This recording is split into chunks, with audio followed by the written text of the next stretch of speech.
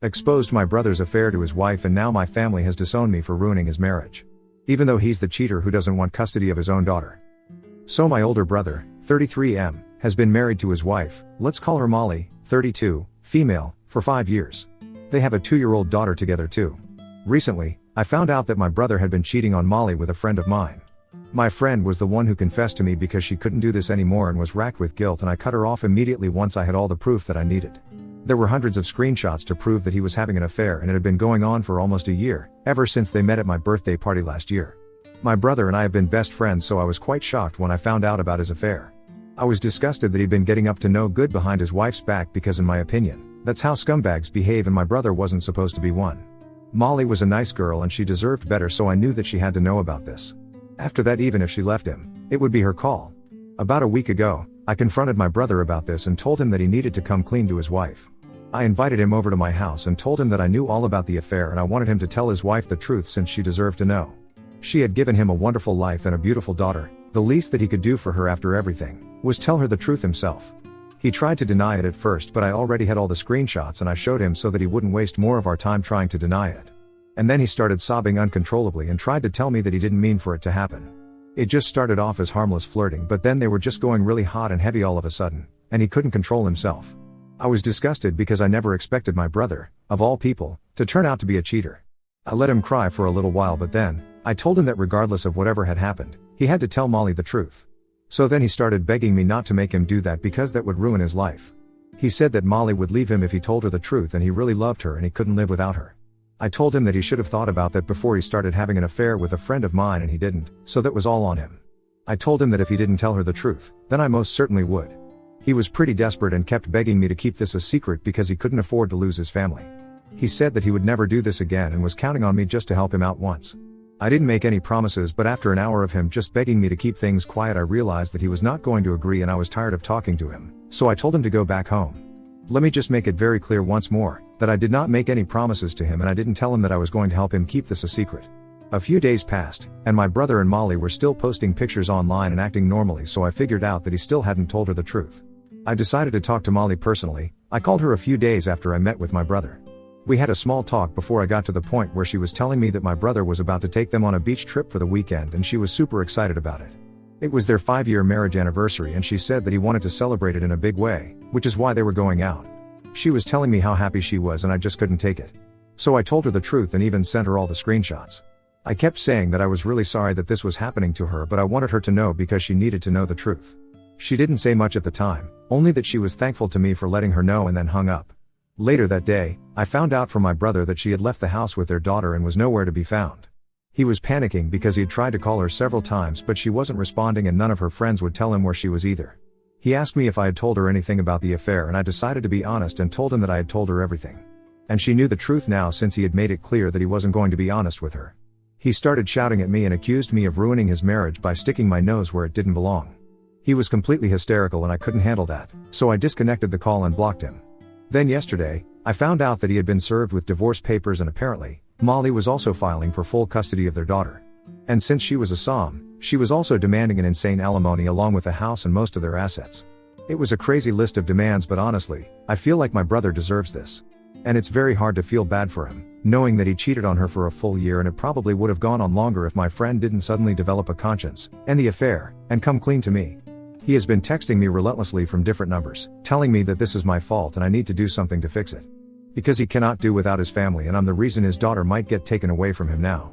I have been ignoring him, but it's getting more difficult to do that because now, a lot of other people are also involved. He told our parents about what I did and they believe that I screwed up. My parents and I spoke a couple of days back and they think that I overstepped by telling Molly about the affair. They believe that it was not my place to tell her about it, no matter what my sense of morality told me. I was surprised that they were sticking up for my brother, but they said that they were not okay with what he did. But despite that, they agreed that I had no business talking to Molly about something like this. And they think that I ruined 3 lives at once, not just my brother's but also Molly's and their daughters.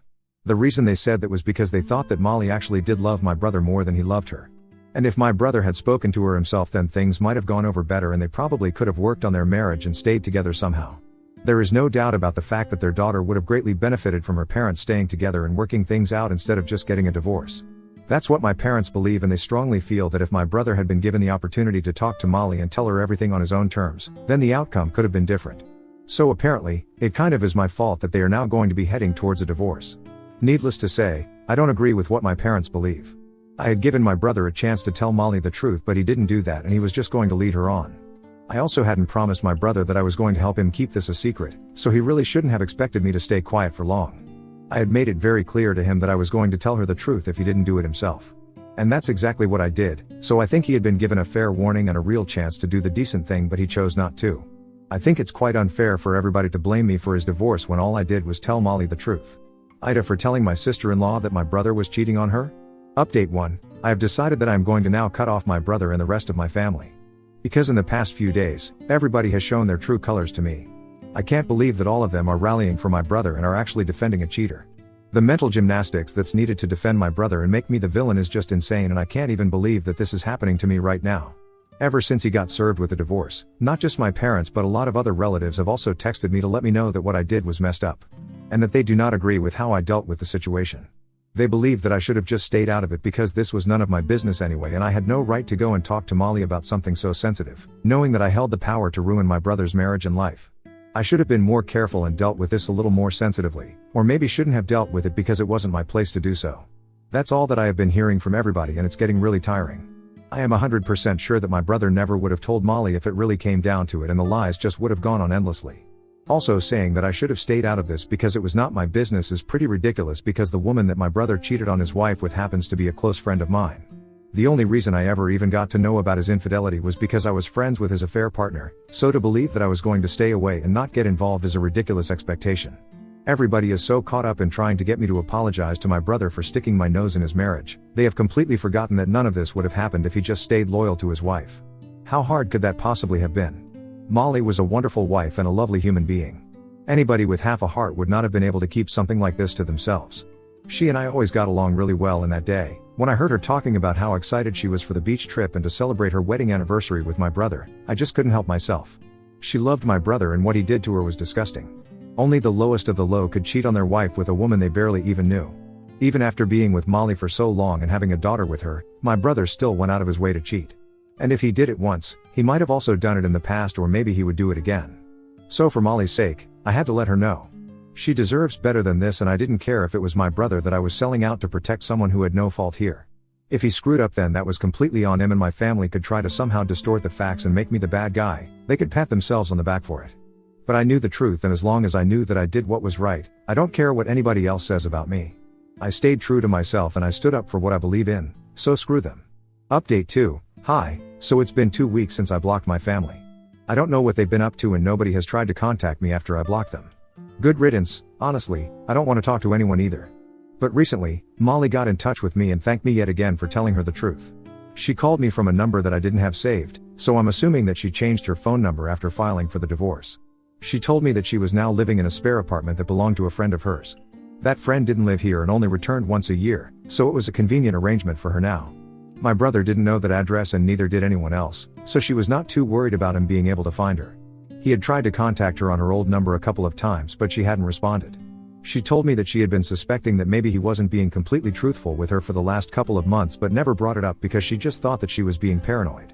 The day that I told her about the affair and sent her all those screenshots, she made up her mind that she was going to leave him that very moment, and it didn't even take her more than an hour to pack her things up and go. She told me that she didn't even cry until she was out of that house. I felt really bad while she was telling me all of that, and I apologized for what my brother did. So she told me that I wasn't the one who needed to apologize to her, it was my brother. If anything, I'm the one who did the right thing by telling her the truth, and probably the only decent person from my family, because everybody else who had contacted her just wanted her to reconsider and go back to my brother. My parents had texted her and said that instead of running away from the problem and leaving my brother, she should stay with him and work things out. For the sake of their daughter, if not for the sake of my brother.